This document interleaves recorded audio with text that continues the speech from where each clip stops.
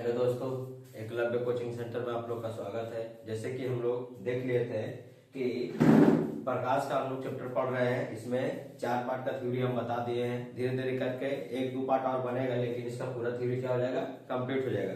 तो हम लोग देखे थे कि प्रकाश में दर्पण क्या, दर्पण में 3 दर्पण देख लिए थे, समतल दर्पण, अवतल दर्पण, उत्तल दर्पण।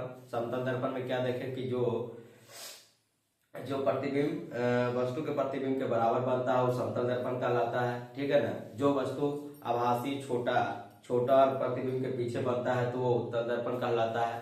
और जो वस्तु बराबर, वस्तु से बड़ा, वस्तु से छोटा, वस्तु के बिंदु के समान, उसके बाद दर्पण के पीछे काल्पनिक आभासी और सीधा बनता है, वास्तविक और उल्टा बनता है। तो इसके अनुसार हम लोग देखे तो उसको हम लोग क्या कहते हैं, अवतल दर्पण कहते हैं। इसमें अवतल दर्पण में भी हम लोग सारे चीज देखे थे कि फोकस पे रहता है तो कहाँ बनता है प्रतिबिंब, तो आनंद पे बनता है। आनंद पे रहता है तो कहाँ बनता है, फोकस पे बनता है। तो ये सब सारा चीज को हम लोग इसके पिछले वीडियो में एक एक करके हम लोग समझ लेते हैं। आज देखते हैं प्रकाश का अपवर्तन, रिफ्लेक्शन ऑफ लाइट। प्रकाश का अपवर्तन क्या है? तो प्रकाश का अपवर्तन कहता है कि कोई भी पारदर्शी माध्यम, जैसे पारदर्शी माध्यम हम लोग क्या ले सकते हैं, कांच ले सकते हैं। जब पारदर्शी माध्यम से प्रकाश की किरणें पारदर्शी माध्यम में जाती है तो पारदर्शी माध्यम में जाने पर घनत्व के अनुसार, किसके अनुसार, घनत्व के अनुसार कहीं पे क्या होती है, मुड़ जाती है, और विरल के अनुसार क्या होती है, कहीं पे निकल जाती है। ठीक है। जब प्रकाश के माध्यम, एक माध्यम से दूसरे माध्यम, जैसे कि क्या कि परावर्तन के नियम में हम लोग पढ़े थे, परावर्तन के नियम में कि जब कोई पेंट किया हुआ कांच रहता है तो पेंट किया हुआ कांच जब कांच रहता है तो जब प्रकाश की किरणें अपवर्तित होती है, अपवर्तित होने के बाद क्या तो टकरा करके क्या होती है, परावर्तित हो जाती है। जो अभिलंब पर आपतन कोण, परावर्तन कोण, अभिलंब तीनों एक ही बिंदु पर बन रहा था, जिसको हम लोग क्या बोले थे, आपतन बिंदु पे ही तीनों बिंदु बन रही थी। ठीक है ना। आपतित कोण, परावर्तित कोण और अभिलंब तीनों एक ही बिंदु पर बनता था, जिसको हम लोग क्या बोलते थे, आपतन बिंदु। क्या बोलते थे, आपतन बिंदु। ये परावर्तन का नियम था कि यहाँ से मान लीजिए कांच ले लिया हम लोग, पेंट लगा हुआ कांच।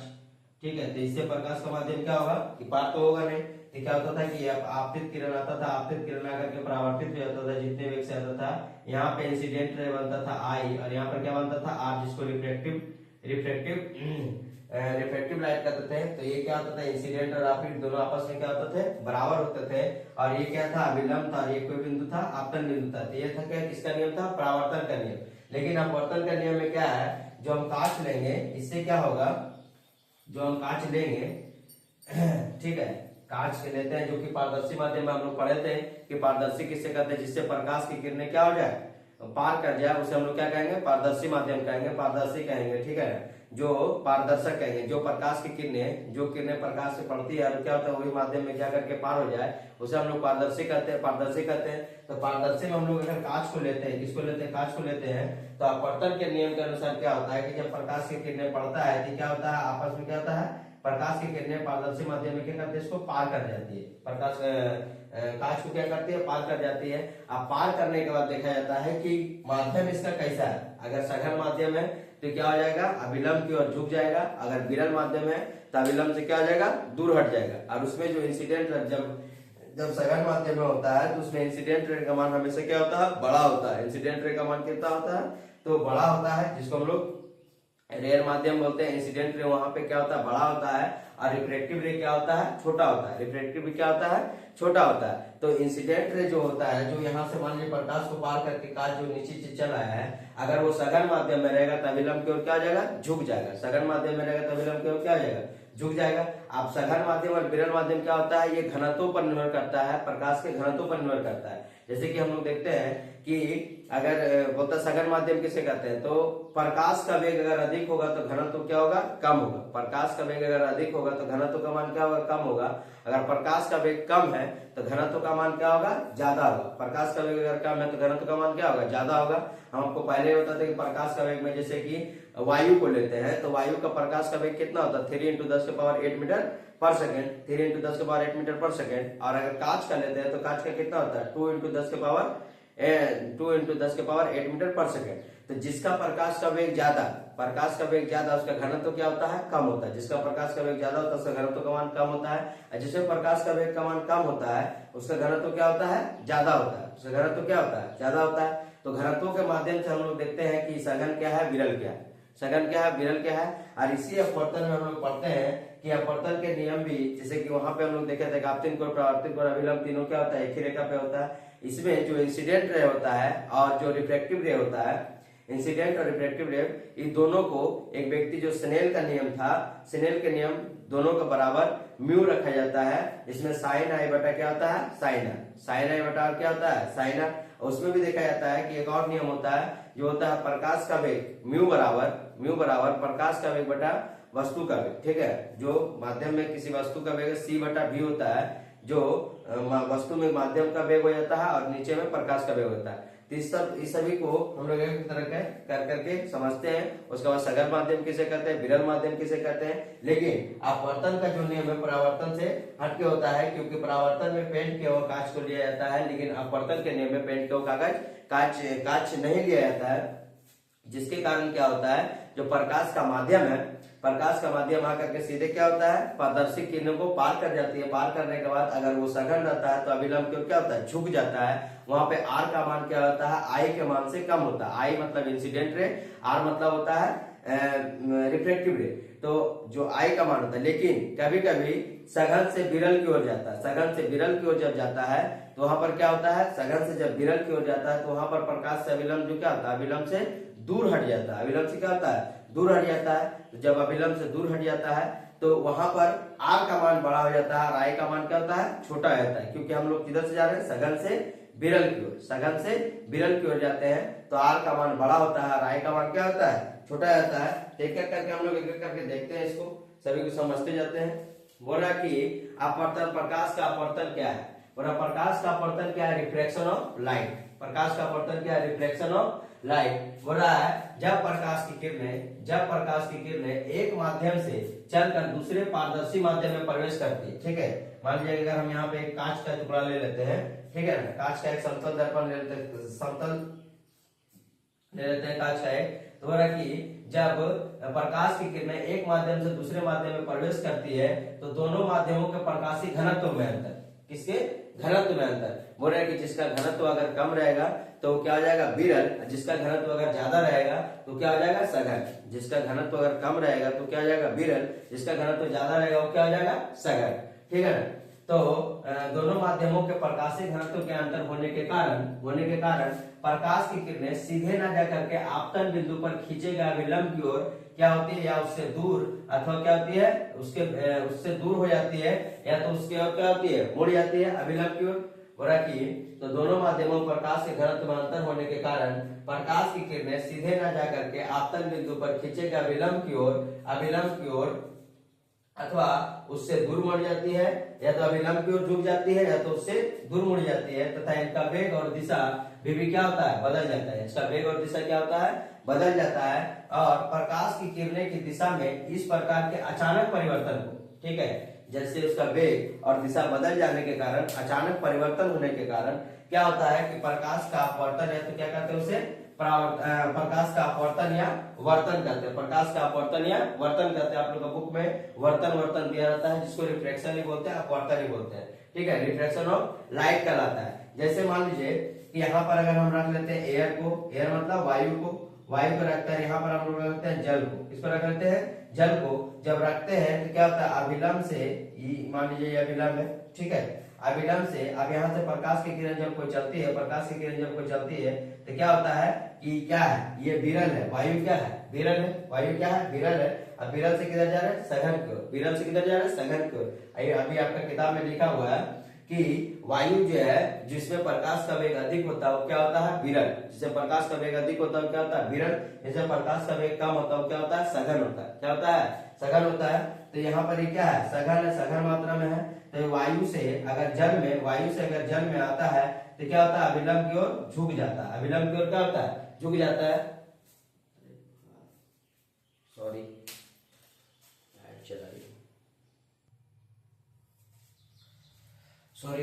लाइट चला गया था इसलिए। बोला कि अभी हम बोल रहे थे कि वायु जी क्या है, वायु क्या है, विरल है, और जल क्या है, सघन है। वायु क्या है, विरल, और जल क्या है, सघन है। तो जब प्रकाश की किरणें जब आपतित होगी तो यहाँ पर जब आपतित होती है तो अपवर्तित किरण जो होता है इसका मान क्या होता है, आई होता है। इसका मान क्या होता है, आई, जिसको हम लोग बोलते हैं इंसिडेंट रे। इसको बोलते हैं इंसिडेंट रे, और यहाँ पर जो मान होता है क्या होता है, रिफ्लेक्टिव रे होता है, जिसको हम लोग आर से सूचित करते हैं। तो यहाँ पर वायु से जब जल में आ रहा है, वायु क्या है, विरल है, वायु क्या है, विरल है, वायु से कहाँ आ रहा है, जल में आ रहा है। तो जल में क्या, जैसे कि वायु में चलना कितना आसान है, हम लोग आराम से चल सकते हैं, लेकिन जल में क्या होता है, जल में चलना आसान नहीं है। क्योंकि जल में चलना इसलिए आसान नहीं है क्योंकि क्या होता है, जल में हम लोग का जो जैसे कि तैरना आसान है लेकिन चलना आसान नहीं होता है, थोड़ा सा पैर क्या होता है, बंद होता है। देखिए जब सघन में चलने के लिए कोई भी चीज अगर सघन है तो चलने के लिए थोड़ा सा क्या होता है, दिक्कत, प्रॉब्लम स्टार्ट होता है। और एक चीज आपको समझ, अगर कोई ज्यादा बलवान है और कोई पतला है, कोई ज्यादा बलवान है और कोई क्या है, पतला व्यक्ति है, या तो कोई मोटा व्यक्ति है, तो क्या होता है, जो सघन है वो क्या होता है, पतला से कम मात्रा में चलेगा, वो क्या होगा, हमेशा धीरे धीरे धीरे धीरे धीरे धीरे धीरे धीरे माध्यम में चलेगा, ठीक है ना। तो यहाँ पर क्या होता है कि जो पतला व्यक्ति है वो ज्यादा स्पीड से चल रहा था, लेकिन जैसे जैसे धीरे धीरे धीरे अगर सघन मात्रा में आ गया तो क्या होगा, धीरे धीरे धीरे धीरे मोटा व्यक्ति के साथ क्या होगा, धीरे धीरे धीरे धीरे क्या होगा, भाई झुक के चलना है, क्योंकि नहीं तो अगर पतला व्यक्ति को मार दे तो क्या कर सकता है भाई, कुछ कर नहीं सकता है। तो क्या कर सकता है कि वो यहाँ पर जो वायु से जल में अगर आते हैं तो क्या होता है, विलंब की ओर झुकता है। वायु से अगर जल में आता है तो विलंब की ओर क्या होता है, झुकता है। इसीलिए इंसिडेंट रे का मान क्या होता है, ज्यादा होता है। इंसिडेंट रे का मान क्या होता है, आई से क्या होता है, ज्यादा होता है। इंसिडेंट रे का मान जो होता है, आई के मान, आई का जो मान है आर से क्या होता है, ज्यादा मात्रा में होता है, क्योंकि ये क्या आ रहा है, विरल से किधर आ रहा है, सघन से। अब इसका आगे हम लोग देखते हैं कि विरल माध्यम किसे करते हैं और सघन माध्यम किसे करते हैं।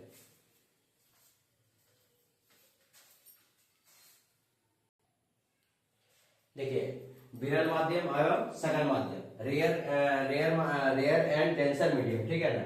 विरल को हम लोग रेयर बोलते हैं और सघन को हम लोग क्या बोलते हैं, डेंसर बोलते हैं। विरल को हम लोग रेयर बोलते हैं, सघन को क्या बोलते हैं, तो डेंसर बोलते हैं। अब इसका आगे हम लोग देखते हैं, और कि किसी दो माध्यमों में, किसी दो माध्यम के सापेक्ष जिस माध्यम में प्रकाश का वेग अधिक होता है, किसी दो माध्यम के सापेक्ष जिस माध्यम में प्रकाश का वेग अधिक होता है उसे क्या कहते हैं, विरल माध्यम कहते हैं। उसे क्या कहते हैं, विरल माध्यम कहते हैं। किसी दो माध्यम के सापेक्ष प्रकाश का सापेक्ष, किसी दो माध्यम के सापेक्ष प्रकाश के जिस माध्यम में प्रकाश का वेग अधिक होता है उसे क्या कहते हैं, विरल माध्यम कहते हैं। उसे क्या कहते हैं, विरल माध्यम है तो रेयर मीडियम कहते हैं। और जिस माध्यम में प्रकाश का वेग कम होता है उसे हम लोग सघन माध्यम कहते हैं।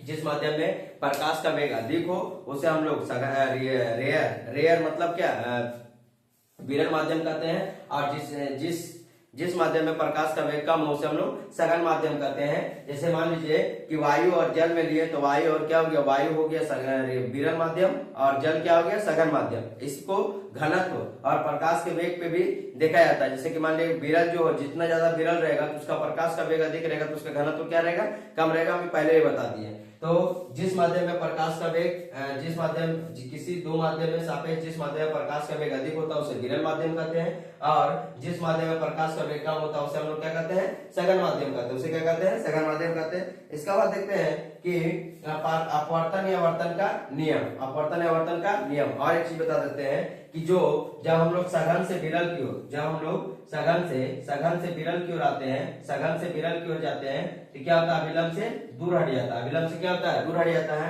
यहाँ पर आई का मान क्या होता है, छोटा हो जाता है, आर का मान क्या होता है, बड़ा हो जाता है। यहाँ पे आई का मान क्या होता है, इंसिडेंट रे का मान क्या होता है, छोटा हो जाता है। किधर से जा रहा है, सघन से विरल। मान लीजिए हम लोग यहाँ जा रहे हैं, जल से जा रहे हैं वायु में, जल से जा रहे हैं वायु में। जब सघन से जा रहे हैं, सघन से वायु में जाएंगे, मतलब जल से अगर हम लोग वायु में जाएंगे, मतलब सघन से अगर विरल में जाएंगे तो यहाँ पर रिफ्लेक्टिव रे का मान क्या होता है, बड़ा जाता है। रिफ्लेक्टिव रे का मान क्या होता है, बड़ा होता है। और जल का मान क्या होता है, छोटा जाता है। क्योंकि यहाँ पे क्या है, ये सघन था, यहाँ क्या वायु है, मतलब यहाँ पे कम काम कर रहा था, यहाँ पर क्या कर रहा है, ज्यादा कर रहा था। उसका इनकम ज्यादा होने के कारण क्या होगा, ये अभिलंब से दूर हट जाता है। अभिलंब से क्या होता है, दूर हट जाता है। और कि वर्तन या अपवर्तन का नियम, वर्तन या अपवर्तन का नियम क्या बताता है कि वर्तन या अपवर्तन, लॉ ऑफ रिफ्लेक्शन, प्रकाश के अपवर्तन के दो नियम है। प्रकाश के अपवर्तन के कितने नियम है, दो नियम है। प्रकाश के अपवर्तन के दो नियम है, जिसको प्रकाश के दूसरे अपवर्तन के नियम को हम लोग स्नेल का भी नियम कहते हैं। प्रकाश के दूसरे अपवर्तन के नियम को कहते हैं, स्नेल का नियम कहते हैं, जिसको साइन आई बटा साइन आर बराबर बोलते हैं क्या, म्यू। साइन आई बटा साइन आर बराबर क्या होता है, म्यू होता है।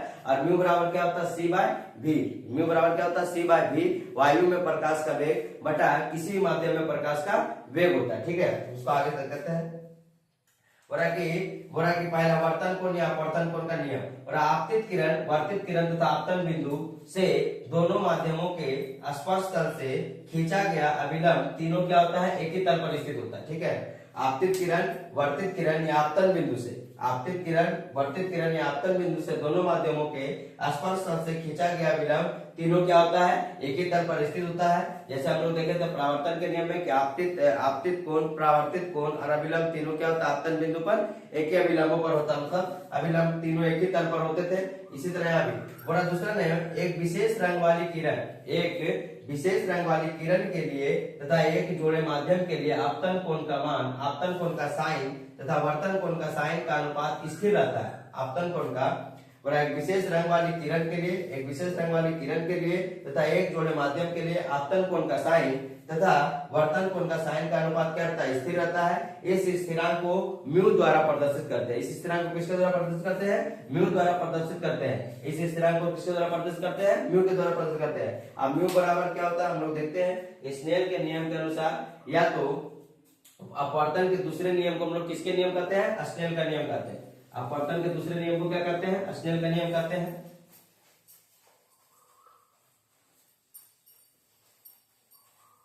जैसे अभी क्या पढ़े थे कि साइन आई बटा साइन आर बराबर होता है, बराबर क्या होता है, म्यू होता है। साइन आई बटा साइन आर बराबर क्या होता है, म्यू होता है। इसे म्यू से प्रदर्शित करते हैं और इसी को स्नेल का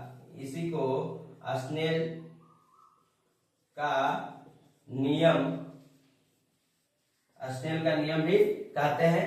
और अपवर्तन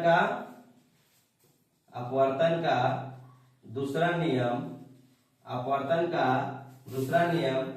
स्नेल का नियम कहलाता है। अपवर्तन का दूसरा नियम स्नेल का नियम कहलाता है। अपवर्तन के कितने नियम होते हैं, दो नियम होते हैं, जिसमें हम लोग देखते हैं कि आपतित कोण, वर्तित कोण और अभिलंब तीनों क्या होते हैं, एक ही तल पे होते हैं। दूसरा में क्या पढ़े थे कि स्नेल का जो नियम है, साइन आई बटा साइन आर बराबर क्या होता है, म्यू। साइन आई बटा साइन आर बराबर क्या होता है, म्यू होता है। इसे म्यू से प्रदर्शित करते हैं और इसी को हम लोग किसका नियम कहते हैं, स्नेल का नियम कहते हैं। किसका नियम कहते हैं, स्नेल का नियम कहते हैं। और अपवर्तन के दूसरे नियम को क्या कहलाता है, तो अपवर्तन के दूसरे नियम भी स्नेल का नियम ही कहलाता है। अब म्यू बराबर क्या होता है, तो म्यू बराबर होता है सी बाय भी। म्यू बराबर क्या होता है, सी बाय भी। हवा में प्रकाश का वेग या हवा में प्रकाश का वेग बटा किसी माध्यम में प्रकाश का वेग, इसी को हम लोग क्या बोलते हैं, म्यू बराबर क्या हो गया, सी बाय भी। जिसको म्यू क्या है, म्यू एक स्थिरांक है। म्यू क्या है, एक स्थिरांक है। म्यू एक क्या है, स्थिरांक है। ठीक है ना। प्रकाश का वेग या तो माध्यम का वेग या चाल, कुछ भी बोल सकते हैं। तो प्रकाश का वेग या तो चाल, ठीक है ना। प्रकाश का वेग या तो चाल, कुछ भी बोल सकते हैं, ठीक है ना। माध्यम में मतलब हवा में प्रकाश का चाल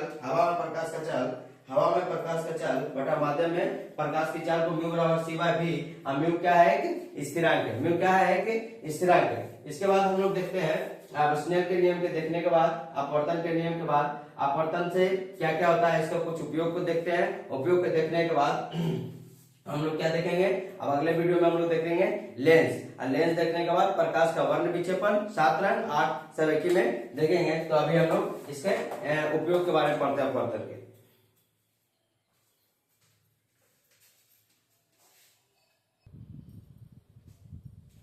देखिए प्रकाश के अपवर्तन के कारण होने वाली घटनाएं क्या क्या होती है। प्रकाश के अपवर्तन के कारण होने वाली घटनाएं क्या क्या होती है, वो घटना होती है। देखिए जैसे कि मान लीजिए कभी भी आप अगर कोई डिब्बे में या तो किसी चीज में डिब्बे में अगर आप एक छड़ को डालते हैं जिसमें पानी भरा हुआ है, तो छड़ हमेशा कैसा दिखता है, टेढ़ा दिखाई पड़ता है। छड़ कैसा दिखाई पड़ता है, टेढ़ा दिखाई पड़ता है। किसी गिलास में पानी लेकर के अगर हम सिक्के को डालें तो सिक्के का क्या होता है, सिक्के ऊपर उठा हुआ दिखाई देता है। सूर्यास्त और सूर्योदय के पहले या तो सूर्यास्त या तो सूर्योदय के पहले जो सूर्य की किरणें हैं, जो लगता है कि सूर्य क्या हुआ, निकला हुआ है या तो क्या हुआ, डूबा हुआ है, तो ये सब सारा चीज जितना भी देखिए, जितना भी झांसा वाला काम अगर सब करता है तो कौन करता है? अपवर्तन करता है। कौन करता है? अपवर्तन। जितना भी आप झांसा में रह करके, जैसे क्या लग रहा है कि तारे आप जो चमक रहा है वो हम लोग को छोटे छोटे बिंदी जो दिखा रहा है, क्या उतने बड़ा है? नहीं, तारा में जो उष्मा होता है वो अधिक मात्रा में होता है, लेकिन क्या होता है कि वायुमंडलीय लेयर के कारण, क्या होता है, वायुमंडलीय लेयर के कारण आते आते तो क्या होता है, इतना सघन माध्यम में चला जाता है, जिसके कारण क्या होता है, हम लोग को छोटा सा दिखाई पड़ता है।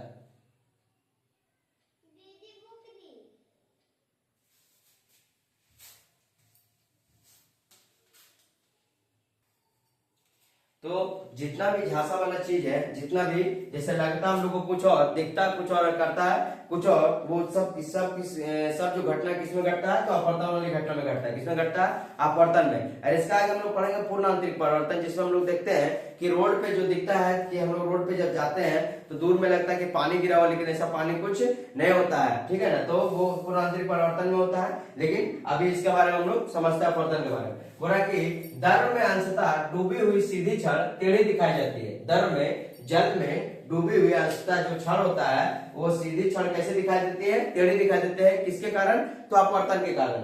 द्रव में अंशतः डूबी हुई सीधी छड़ कैसे दिखाई देती है? टेढ़ी दिखाई देती है। किसके कारण? तो अपवर्तन के नियम के कारण। बोला तारे टिमटिमाते हुए दिखाई पड़ते हैं। किसके कारण? जो तारे टिमटिमाते हैं वो किसके कारण दिखाई पड़ते हैं? तो अपवर्तन के नियम में होने वाली घटना के कारण दिखाते हैं। जो तारे टिमटिमाते हुए दिखाई पड़ती है, टिमटिमाते हैं, वो किसके कारण दिखाते हैं? तो अपवर्तन के नियम के कारण तारे टिमटिमाते हैं। बोला सूर्योदय के पहले और सूर्यास्त के बाद सूर्य दिखाई पड़ता है। सूर्योदय के पहले और सूर्यास्त के बाद जो सूर्य दिखाई पड़ता है वो किस घटना के कारण होता है? तो अपवर्तन के कारण होता है। सूर्योदय के पहले और सूर्यास्त के बाद जो सूर्य दिखाई पड़ता है वो किस घटना के कारण होता है? तो अपवर्तन के कारण होता है। बोला पानी से भरे किसी बर्तन की एक तली में पड़ा हुआ सिक्का, पानी से भरी किसी बर्तन की तली में पड़ा हुआ सिक्का ऊपर उठा हुआ दिखता है। कैसा दिखता है? ऊपर उठा हुआ दिखाई पड़ता है। पानी से भरे किसी बर्तन में तली से पड़ा हुआ सिक्का ऊपर उठा हुआ दिखाई पड़ता है। बोला जल के अंदर पड़ी हुई मछली वास्तविक गहराई से क्या होता है? कुछ ऊपर उठी हुई दिखाई पड़ती है।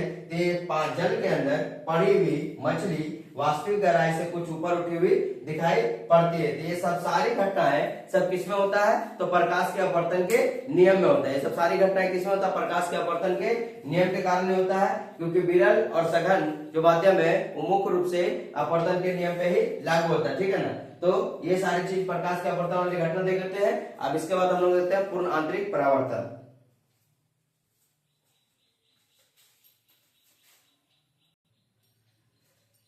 देखिए पूर्ण आंतरिक परावर्तन, टोटल इंटरनल रिफ्लेक्शन क्या बताता है कि यदि आपतन कोण का मान क्रांति कोण से जरा सा भी अधिक हो जाए तो प्रकाश के माध्यम जब सघन माध्यम से विरल माध्यम में ना जाकर के क्या होता है? सघन माध्यम में वापस लौट आता है। उसी को क्या कहते हैं? पूर्णांतरिक परावर्तन कहते हैं। उसी को क्या कहते हैं? पूर्णांतरिक परावर्तन कहते हैं। जो सघन माध्यम से विरल माध्यम में ना जाकर के, क्योंकि उसका क्रांतिक कोण का मान क्या होता है? बढ़ जाता है। क्यों?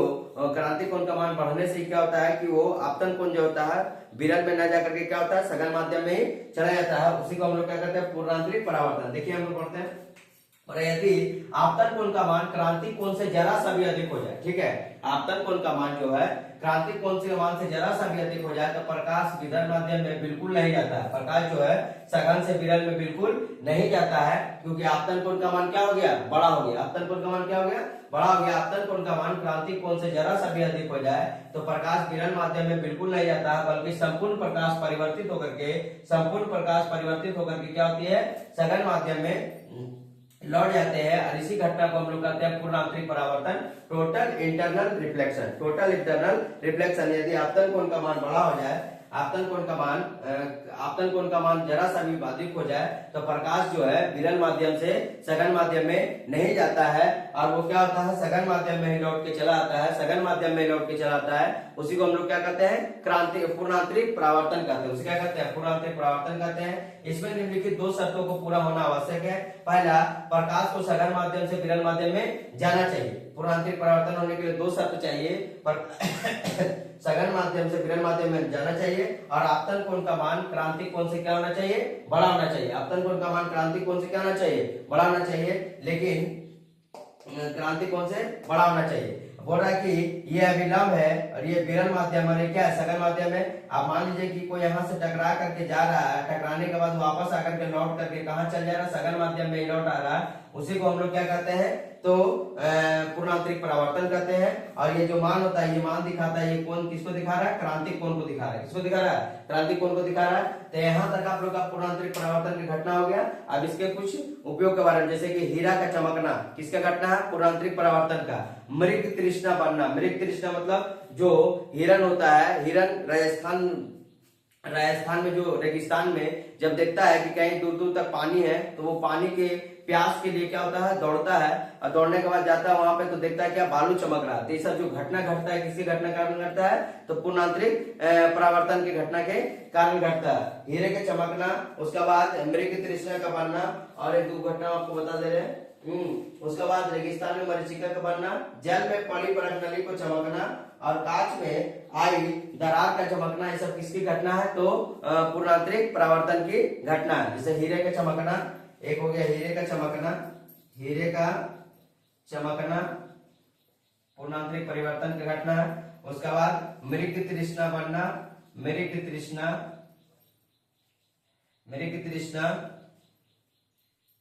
ये तो मरीचिका बनना, ठीक है।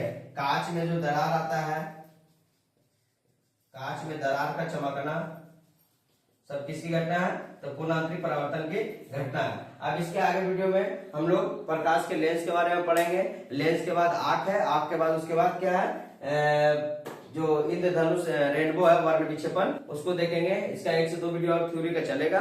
उसके बाद इसका सारा क्वेश्चन आंसर को कराया जाएगा। अगर आपको वीडियो अच्छा लगे तो आप जरूर दूसरों को शेयर करें, और कुछ अगर कोई भी प्रकार का त्रुटि लगे तो आप जरूर कमेंट करके बताइए। इसके लिए धन्यवाद।